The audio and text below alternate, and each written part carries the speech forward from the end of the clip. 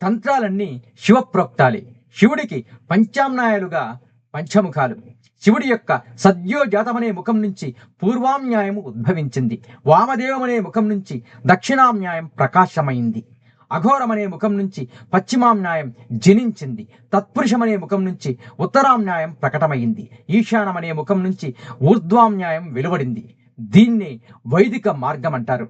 తంత్ర సాధన పశ్చిమామ్నాయ సంప్రదాయానికి చెందింది. రథక్రాంత, విష్ణుక్రాంత, అశ్వక్రాంత అనే భేదాల వల్ల తంత్రం 3 విధాలు అని చెప్పబడింది.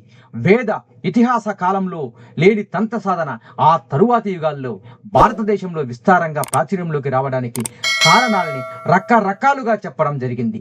తంత్ర సాధనకు కుల, మత, లింగ, వర్ణ వివక్షణ లేకపోవడం ఒక ప్రధాన కారణం. తంత్రోపాసకులంతా ఒకే కులం కింద ఉన్నట్టుగా చెప్పబడింది. తంత్రోపాసకులు చేయాల్సిన సంధ్యోపాసన బ్రాహ్మణుల సంధ్యోపాసన కంటే చాలా తేడాగా ఉంటుంది.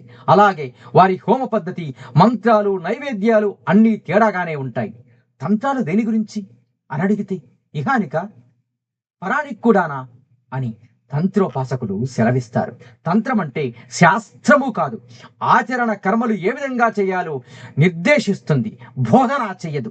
ప్రయోగం చేయుట వల్లనే ఫలితము అర్థమవుతుంది తప్ప పఠనం వల్ల గాని వినడం వల్ల గాని తంత్రము రాదు. ప్రతి ఒక్క మతమందు తంత్ర విధానము ఉంటుంది. తంత్ర విధానంలో తేడా తప్ప తంత్రం లేకుండా ప్రపంచంలో ఏ మత కార్యం గాని దైవిక కార్యకలాపం గాని ఉండదు. శివుడు కైలాస పర్వతమునందు పార్వతీదేవికి ఉపదేశించినట్టు చెప్పబడింది తంత్రశాస్త్రము. అతి రహస్యమైనది, గోప్యమైనదని చెప్పబడుట వల్ల, అనాదిగా గోప్యంగా ఉంచబడుట వల్ల ప్రజల్లో అనేకానక భయాలు, సందేహాలు చోటు చేసుకున్నాయి. తంత్రానికి మతంతో సంబంధము ఉండదు. తంత్రము సాధనతో కూడుకున్నది. తంత్రాన్ని అర్థం చేసుకున్నటకు ప్రయత్నించడం అన్నది వ్యర్థ ప్రయాస. తంత్రాన్ని సాధన చేయాలి. జాతి, వర్ణ, ప్రాంత, మత సంబంధాలకు అతీతమైనది మంత్రశాస్త్రము. సాధన ఒక్కటే దాని పరమగమ్యము. తంత్రము ద్వారా ప్రాకృతిక శక్తులను మనకు అనుగుణంగా మార్చుకునటం వల్ల మనకు కావలసిన పనులు చేసుకోవచ్చు. నీటిని ఏ విధంగా తాగటానికి, విద్యుత్ ఉత్పాదనకు, వ్యవసాయానికి, అభిషేకానికి వాడుకుంటామో అచ్చంగా ఆ విధంగానే తంత్రాన్ని వాడుకోవాలి. భైరవాది ప్రయోగ తంత్రాలలో అనేకం భైరవ ప్రయోగాలు దాగి ఉంటాయి. వాటిల్లో ఉండే మంత్రాలు మంచి చేసేవారికి సహాయాన్ని, శత్రువులకు పలాయనం చేయించే మంత్రాలు ఉన్నాయి.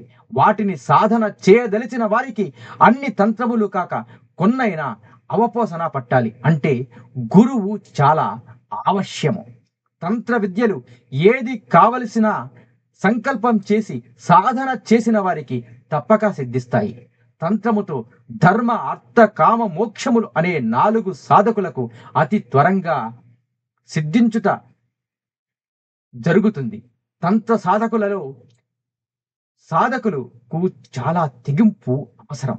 తంత్ర సాధన చాలా కష్టము అని గుర్తించాలి. చెడుకు తంత్ర సాధన ఉపకరించదు. ఓం శ్రీమాత్రే నమః. నీలో నీకు నమ్మకము కలిగినప్పుడే నీవు దేవుడిని నమ్మగలవు. శతం జీవ శరదో వర్ధమాన, శతం హేమంతాన్, శతం వసంతాన్. 100 శరత్తులు, 100 హేమంతాలు, 100 వసంతాలు వర్ధిల్లుతూ జీవించండి. ఇట్లు బీవీఎస్.